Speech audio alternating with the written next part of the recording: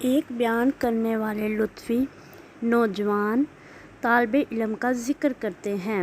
وہ کہتے ہیں کہ ایک طالب علم میرے مکان کے سامنے ایک مکان میں رہتا تھا۔ عمر کے لحاظ سے اس کی جو عمر تھی تقریباً 19 برس کی تھی۔ مصر کے کسی مڈل یا ہائی اسکول کا طالب علم ہوگا۔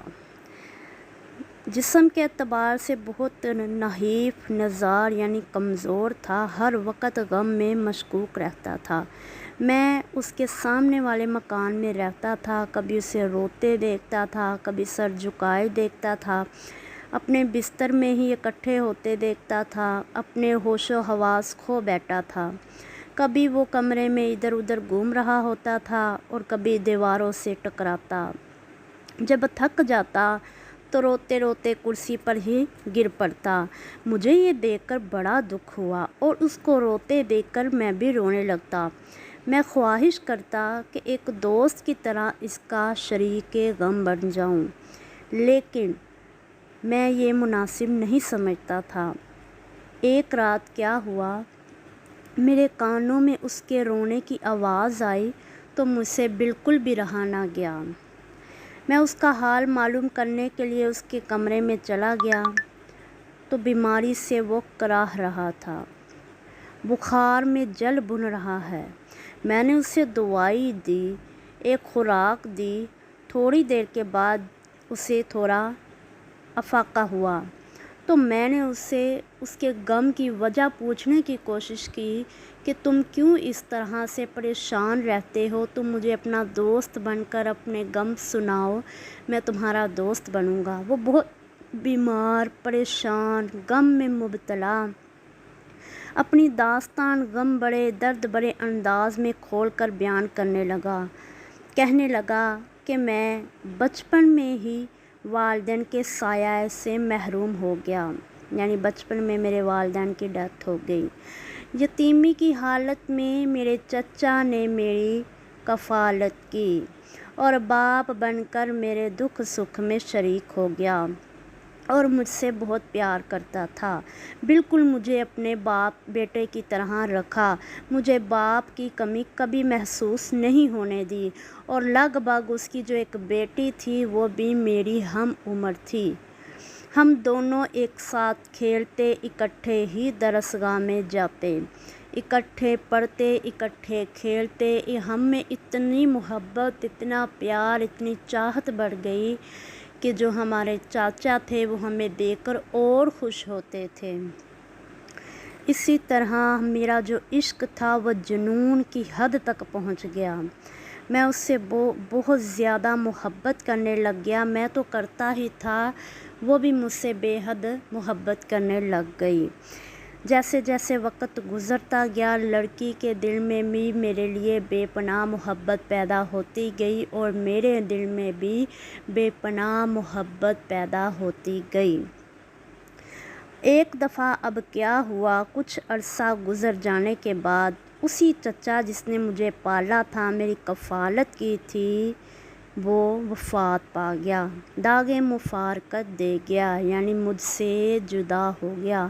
اور پھر میں اپنی چچی کے رحم و کرم پر پلنے لگا، جس کو چچا مرتے دم مجھ سے حسن سلوک کی نصیحت کرتے تھے، لیکن چند ہی دنوں بعد اس چچی نے بھی بے رخی اختیار کر لی اور اپنی اصلیت دکھا دی، مجھے گھر سے نکال دیا، اس کے باوجود کہ اس کی بیٹی مجھ سے بے پناہ اور بے حد محبت کرتی ہے، اور یہ جانتے ہوئے کہ میں بھی اس سے بے پناہ اور بے حد محبت کرتا ہوں۔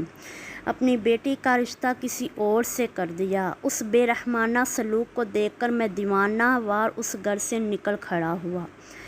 یہاں آ کر میں وقت گزارنے لگا۔ صرف میں تنہا جدائی کی آگ میں جھلس نہیں رہا، بلکہ وہ لڑکی بھی اسی آگ میں جل رہی ہے اور ہمیشہ کے لیے صاحب فراش بن گئی، مگر میں اس کے حالات سے بے خبر تھا۔ جدائی کی آگ برابر دونوں کو تڑپائی اور کباب کی طرح بھونتی رہی۔ جب وہ لڑکی بالکل ہی قبر کے کنارے پہنچ گئی تو اپنی خادمہ کو میری تلاش میں بھیجا۔ جو بڑی مشکل اور کافی دنوں کے بعد میرا ٹھکانہ تلاش کرنے میں کامیاب ہو گئی۔ اس کے ہاتھ کا لکھا ہوا خط اس کی خادمہ نے مجھ تک پہنچایا، جس میں یہ چند سطریں لکھی تھیں، اور وہ پیغام مجھے آج بھی یاد ہے۔ جو وہ آدمی جو اس کے مکان کے سامنے رہتا تھا، جو اس کا ذکر سن رہا تھا، وہ بھی سن کر روئی جا رہا تھا۔ اس کی آنکھوں میں بھی آنسو بہی جا رہے تھے، اور بیان کرنے والا بھی غم سے نڈال ہوئی جا رہا تھا۔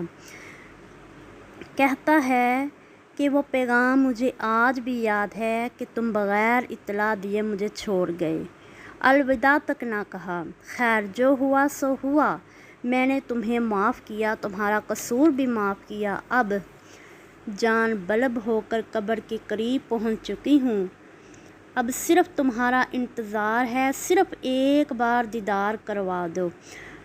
آ کر اپنی آخری الوداع کرنے کے لیے ٹال مٹول کیا تو تجھے کبھی نہ بخشوں گی، پس آؤ اور آ کر مجھے رخصت کر کے چلے جاؤ۔ یہ پیغام سنتے ہی میں نے خط وہیں پھینکا اور دروازے کی طرف سے نکلا۔ خادمہ نے میرے کپڑے پکڑ لیے اور کہنے لگی، تم کہاں جاتے ہو؟ میں نے کہا، چونکہ وہ بیمار ہے، وہاں جانا میرے لیے ضروری ہے۔ خادمہ ایک لمحے تک تو چپ رہی، پھر آہستہ سے مرجائی اور آواز میں کہنے لگی، وہ تو گزر چکی ہے۔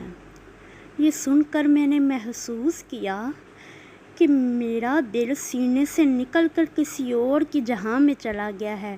زمین چکر کھانے لگی، بس میں بے ہوش ہو کر گر پڑا اور مجھے کسی اور کی خبر نہ رہی۔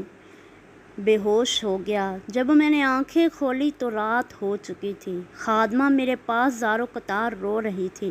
میں نے کہا، اس کی داستان مجھے اور سناؤ، اس پر کیا بیتی، وہ کیسے رہی میرے بغیر اور کیسے چلے گی؟ پس خادمہ یوں گویا ہوئی، تیرے کوچ کے بعد اس نے کھانا پینا چھوڑ دیا۔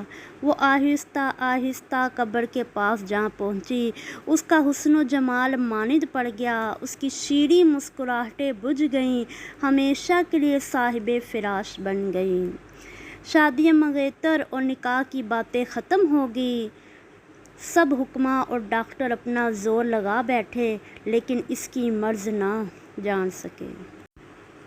بہت بیمار رہنے لگی، دن بہ دن کالی ہوتی گئی۔ وہ لڑکی بالکل وہ لڑکی نہ رہی۔ اس کی ماں پریشان رہی، اسے ڈاکٹر کو بلایا، فلاں حکما کو بلایا، اتباع کو بلایا، آخر اس کو کیا مسئلہ ہے؟ کسی ڈاکٹر کو، کسی طبیب کو، کسی دائی کو، کسی بھی حکمران کو پتہ نہ چل سکا کہ اس کو کون سا مرض لاحق ہے۔ بس وہ قبر کے دانے جا پہنچی۔ خادمہ پھر بتانے لگی کہ ایک رات اس نے معمولی سی حرکت کی اور مجھے اشارہ کیا کہ اپنے قریب آنے کا کہا۔ کہنے لگی، بتاؤ میرے چچا زاد بھائی کی رہائش کدھر ہے؟ یہ کلمہ سن کر میں حیران ہو گئی۔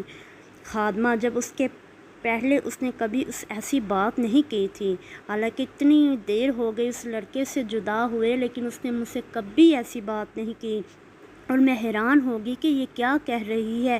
اتنے ڈاکٹرز کو بلایا، کبھی اس نے یہ بات نہیں کی، اور آج یہ مجھے کہہ رہی ہے۔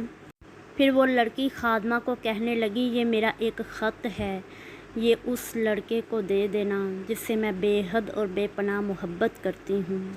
یہ کہتے ہی اس لڑکی نے اپنا دم توڑ دیا اور وہ اس دنیا سے چلی گئی۔